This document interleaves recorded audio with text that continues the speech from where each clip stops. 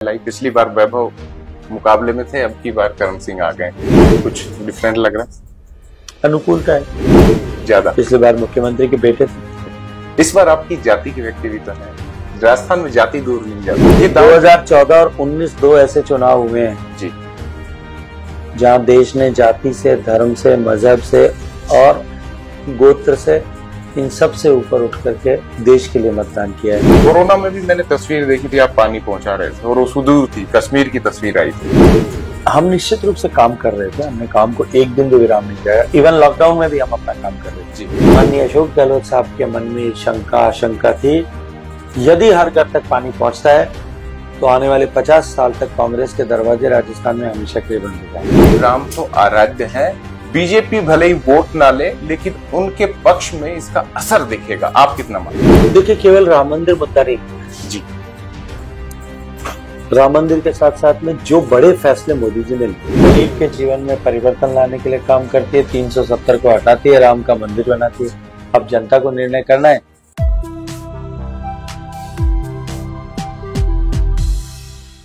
हम राव जोधा की नगरी में हैं और ये नीला शहर कहा जाता है। रंग राजनीति में भी है और राजस्थान चौक की ग्राउंड यात्रा आज जोधपुर पहुंच चुकी है और देश में एक चर्चित चेहरा भी है। वो चेहरा राजनीति में अक्सर कहा जाता है कि अच्छे अच्छे को पानी पिला दे, लेकिन एक व्यक्ति है जो जोधपुर के हैं जिन्होंने पूरे देश को जल पिलाया है, यानी पानी पहुंचाया है। हमारे साथ आज खास बातचीत के लिए है गजेंद्र सिंह शेखावत। बहुत बहुत स्वागत है सर आपका। धन्यवाद। राजस्थान चौक के सभी श्रोताओं का बहुत सारा अभिनंदन। नए साल की, नवरात्रि की उनको बहुत सारी शुभकामनाएं। आपके चेहरे पर हमेशा एक निश्चल मुस्कान, एक तेज देखा है। अब चुनावी थोड़ी थकावट भी नजर आ रही है। होता है, थोड़ा नींद का कुछ कमी तो निश्चित रूप से हो ही जाती है चुनाव के समय में। और चुनाव चाहे कितना भी अनुकूल हो या कठिन हो, चुनाव होता है। जिसके व्यक्ति को उसमें उसके कारण से जो है अपनी दिनचर्या में, अपने सब कुछ में कुछ न कुछ बदलाव करना पड़ता है। अभी कुछ नवरात्रि भी चल रही है। नवरात्रि में क्योंकि शुरू से ही ऐसा है परिवार में कि सभी लोग नवरात्रि में अपना उपवास करते हैं। आप भी एक अनुष्ठान की तरह ले रहे हैं इसे, तो अनुष्ठान भी चल रहा है साथ में, तो उसका भी प्रभाव कुछ थोड़ा। और कहते हैं कि बीजेपी पे तो ईश्वरीय वरदान है। भगवान राम की जो पूरा दरबार है वो मुझे पीछे भी दिखाई दे रहा है। आपकी श्रद्धा भी रही है और पार्टी की भी श्रद्धा रही है। एक बड़ा मुद्दा जोधपुर में रहा है, यहाँ अथाई का शहर है।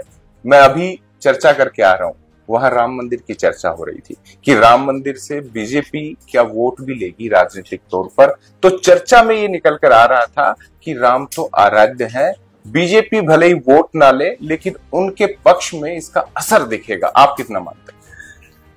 देखिए, केवल राम मंदिर मुद्दा नहीं जी,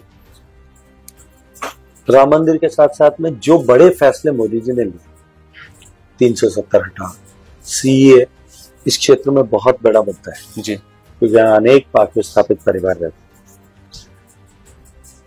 ट्रिपल तलाक अपने आप में एक बड़ा मुद्दा है। भारत की इकोनॉमिक ग्रोथ जिस तरह से हुई है, ये लोगों के बीच में अपने आप में एक बड़ा मुद्दा है। आप गांव में जाकर के इस पर चर्चा करो तो लोगों की आंखों में चमक आप देख सकते हैं। ये जो रोड बनी हुई है भारतमाला, उसकी भी चर्चा हो रही थी गांव में। तो और इसके अतिरिक्त जो है गरीब कल्याण की योजनाओं को जिस तरह से धरातल पर उतारा जी, उसको लेकर के लोगों के मन में बहुत बड़ा प्रभाव है। और अंत में ये कहूंगा कि मोदी जी की सरकार बनने के बाद में जिस तरह से राष्ट्र का सम्मान बढ़ा है, पूरी विश्व का भारत की तरफ देखने का नजरिया बदला है जी, इसको लेकर के आम भारतीय, चाहे वो गांव में बैठा है, ठेठ गांव का आदमी है जिसने कभी बमुश्किल जयपुर भी नहीं देखा होगा जी, या देखा होगा कभी, वो भी अपने आप में इसमें एक सेंस ऑफ प्राइड, आत्मगौरव की अनुभूति करता है कि हाँ, मेरे देश के प्रधानमंत्री का सम्मान बढ़ा है, हाँ, मेरे देश का सम्मान बढ़ा है जी। और ये जो है, ये सभी विषय निश्चित रूप से भारतीय जनता पार्टी के लिए अनुकूलता के अवसर पैदा है। सर, बात पानी से शुरू हुई थी, आप जल शक्ति मंत्रालय संभाल रहे थे। शक्ति पर मैंने जोर इसलिए दिया है क्योंकि इस तरह में भी शक्ति है। अशोक गहलोत लगातार तीर लगाते रहे, आप ही के क्षेत्र से आते हैं और आपने भी कह दिया कि उन्होंने मुझे काम नहीं करने दिया।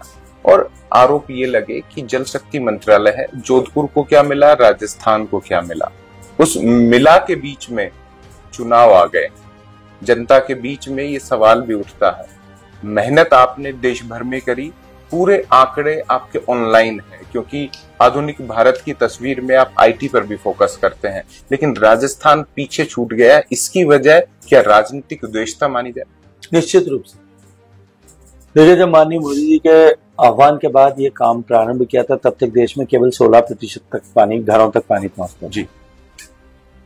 4 साल 4 महीने का कालखंड है काम शुरू करने से लेकर दिसंबर में जब गाइडलाइन इश्यू हुई थी उसके बाद से, उसमें भी लगभग 2 साल का जो है कालखंड वो कोरोना की भेंट चढ़ गया।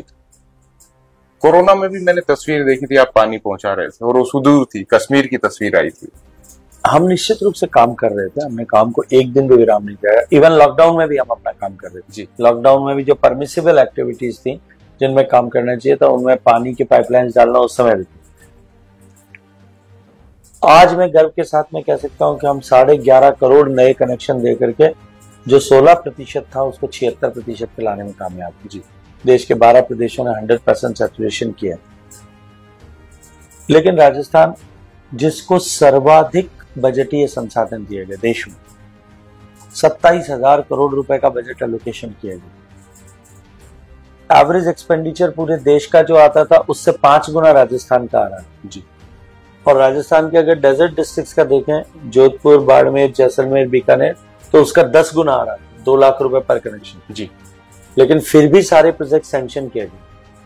उसके बावजूद भी, पैसा और प्रोजेक्ट दोनों होने के बावजूद भी, राजस्थान परफॉर्मेंस की दृष्टि से जिन 32 प्रदेशों में काम हो रहा था उनमें नीचे से दूसरी पायदान पर था जी। तो सवाल खड़ा होना चाहिए, अब डबल इंजन की सरकार अब काम क्यों नहीं हो रही थी? तो उसका एकमात्र कारण ये था जी, माननीय अशोक गहलोत साहब के मन में शंका आशंका थी, यदि हर घर तक पानी पहुंचता है तो आने वाले 50 साल तक कांग्रेस के दरवाजे राजस्थान में हमेशा के लिए बंद हो जाएंगे। आपने तो पिछले 10 वर्ष की बात करें तो यही बंद कर रखी, तो इसलिए उन्होंने काम नहीं किया, लेकिन उनके पाप की सजा जो है उनकी पार्टी को मिली, वो सरकार से बाहर हुए। अब उन्होंने, कांग्रेस पार्टी के लोगों ने नया शगुफा प्रारंभ किया कि जल शक्ति मंत्री राजस्थान से है, जोधपुर से है, भारतीय जनता पार्टी की डबल इंजन की सरकार है, तब भी पानी नहीं पहुंचा। आज मुझे किसी ने प्रश्न किया जी, तो मैंने उनसे कहा, मैं सभा में भाषण देने जा रहा था तो रास्ते में किसी ने मुझे प्रश्न किया, तो मैंने कहा सभा में जवाब दो। तो मैंने कहा, भाई मैं तो जादूगर नहीं, जादूगर तो माननीय अशोक गहलोत साहब है। अगर मैं होता तो रात को कुछ डंडा घुमाता और पता लगता कि सुबह सबके घर में नल पहुंच गया होता, टंकियां बन गई होती, पाइप लग गए होते। मैं तो इतना ही कहूंगा कि अभी जो हमने और बजटीय संसाधन दिए हैं लगभग 13,000 करोड़ जी, 40,000 करोड़ में से पिछली सरकार ने 6,000 करोड़ मात्र खर्च किए थे, अभी कुछ 2-3 करोड़ सरकार बदलने के बाद खर्च हुए। लेकिन मोटे तौर पर 30,000 करोड़ रुपया राजस्थान की सरकार के पास है। टेंडर्स हो चुके हैं, सिर्फ धरातल पर काम करने की आवश्यकता, और डबल इंजन की सरकार प्राथमिकता से इस पर काम करेगी तो हम अगले 1-1.5 साल में सकारात्मक परिवर्तन राजस्थान में लेकर आने में कामयाब हो जाएंगे। अब छोटे छोटे सवाल जोधपुर को लेकर कर लेते हैं, मुकाबले को लेकर कर लेते हैं। पहला ही, पिछली बार वैभव मुकाबले में थे, अब की बार करण सिंह आ गए, कुछ डिफरेंट लग रहा है? अनुकूलता है ज्यादा, पिछली बार मुख्यमंत्री के बेटे थे, इस बार आपकी जाति की व्यक्ति भी तो है। राजस्थान में जाति दूर नहीं जाती सर, तो बिल्कुल आप तो बड़े राजनेता हैं, पूरा देश बिल्कुल नहीं जाती, मैं तो ईमानदारी से स्वीकार करता हूँ। लेकिन ये 2014 और 19 दो ऐसे चुनाव हुए हैं जी जहां देश ने जाति से, धर्म से, मजहब से और गोत्र से, इन सब से ऊपर उठ करके देश के लिए मतदान किया है। अब की बार एक बार फिर भारत के लोग विकसित भारत के आधारशिला रखने के लिए, विकसित भारत के संकल्प को पूरा करने की नींव की ईंट रखने के लिए फिर इन सब से ऊपर उठ करके माननीय मोदी जी के नेतृत्व में नया भारत और विकसित भारत बनाने के लिए मतदान करें। कांग्रेस को कोरों की सेना बता दिया गया। आप अक्सर ऐसे बयान देते नहीं है, लेकिन इस चुनाव में कुछ बयान ऐसे आ गए। नहीं, मैंने ये कहा कि 2 तरह के, मैंने ऐसा नहीं कहा कांग्रेस कौरव जी, एक बार ठीक से देखिएगा जी। मैंने ये कहा कि जिस तरह महाभारत में दो सेनाएं आमने सामने खड़ी थी, एक कौरवों का पक्ष था, एक भगवान श्री कृष्ण के सानिध्य में पांडवों की सेना लड़ थी। एक असत्य के लिए लड़ रहे थे, अधर्म के साथ खड़े थे, दूसरे धर्म के साथ खड़े। और तब मैंने उदाहरण देकर के कहा कि आज भी दो पक्ष आमने सामने खड़े हैं।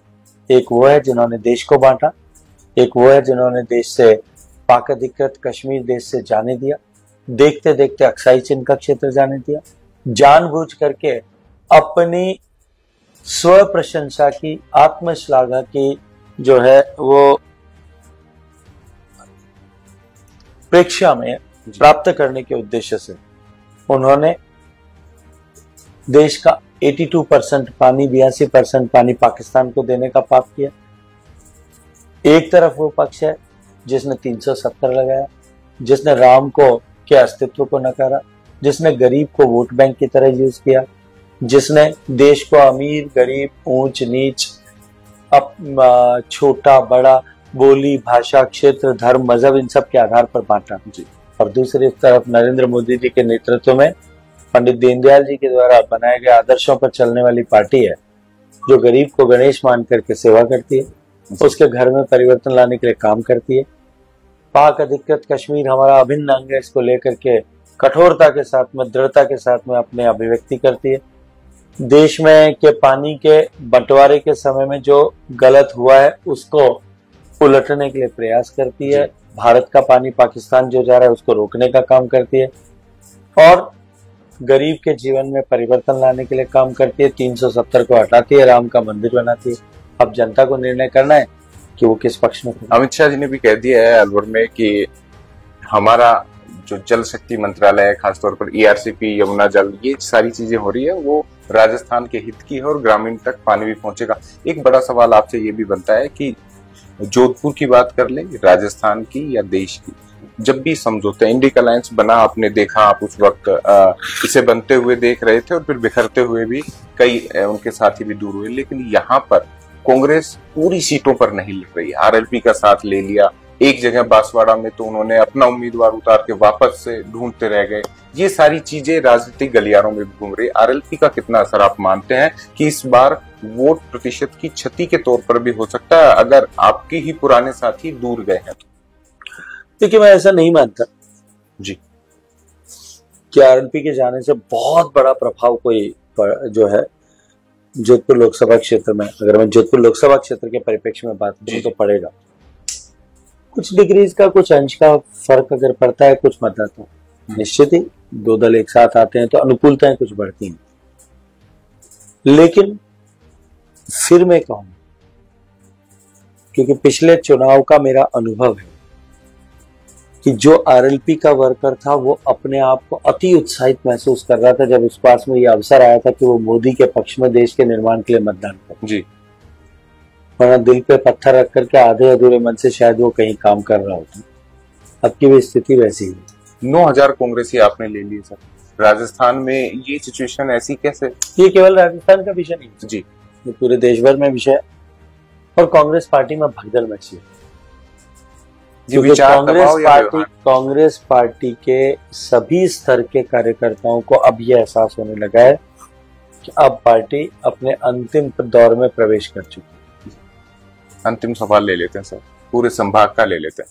जिम्मेदारी तो आपके कंधों पर केवल जोधपुर नहीं, राजनीतिक हलकों में तरह तरह की चर्चाएं हैं, लोग भीड़ दिखाने को लालायित हैं, लेकिन फिर भी आप क्या मानते हैं इस बार मिशन 25 क्या 2019 के मुकाबले और ज्यादा मुखर और ज्यादा मजबूत होकर सामने आएगा जब 4 जून को मतदान का परिणाम आए? देखिए, जब 2014 का चुनाव चल रहा था जी, तब देश का कोई सेफोलॉजिस्ट और कोई मीडिया हाउस ये मानने को तैयार नहीं था कि भारत में पूर्ण बहुमत की सरकार बन सकती है।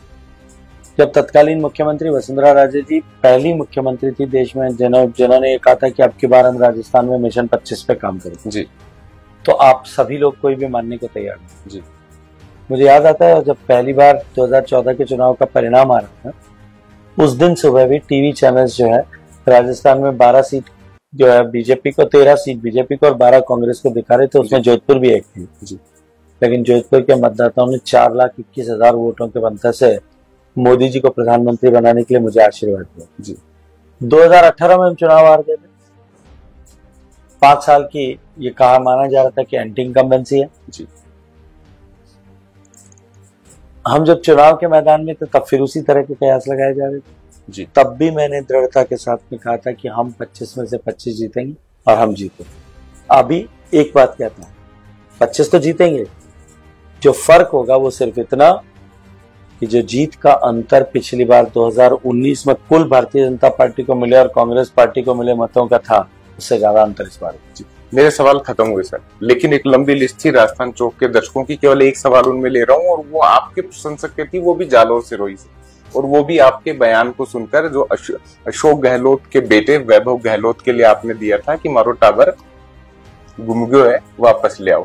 उसमें उन्होंने सवाल पूछा कि वैभव गहलोत छोड़कर आपके खौफ की वजह से गए या उन्हें संभावना जो जालोर सिरोही में लग रही है कि मुकाबले में वहां भी आ जाए। देखिए, अब वो किस सोच से गए इसके तो खुलासा मैं नहीं कर सकता, लेकिन मैं जो सोचता हूं, अगर इतना ही अनुकूल जोधपुर लोकसभा क्षेत्र होता तो शायद नहीं जाते। और दूसरा विषय कि शायद वहां अनुकूलता ज्यादा लगी होगी इसलिए वहां गए जी।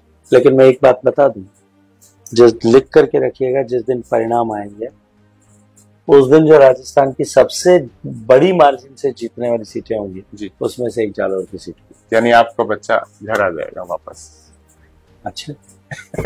तो ये थे गजेंद्र सिंह शेखावत, बड़े ही जिम्मेदार किस्म के राजनेता माने जाते हैं और राजनीति अपने ढंग से करते हैं, तरीके से करते हैं। जनसेवा का बड़ा जिम्मा इन्हें जल शक्ति मंत्रालय के रूप में मिला और जिम्मेदारियों की चर्चाएं भी बहुत होती हैं। अगले इंटरव्यू में जनता के बीच में मिलेंगे, तब फिर इनसे कुछ सवाल होंगे। अब रात बहुत हो चुकी है, संभवतः राजस्थान चौक के तमाम दर्शकों की ओर से मैं गुड नाइट भी कहना चाहूंगा। तो फिलहाल के लिए इतना ही। कैमरामैन सुरेश शर्मा के साथ मैं अंकित तिवारी लेता हूं राजस्थान जोधपुर से विदा। नमस्कार।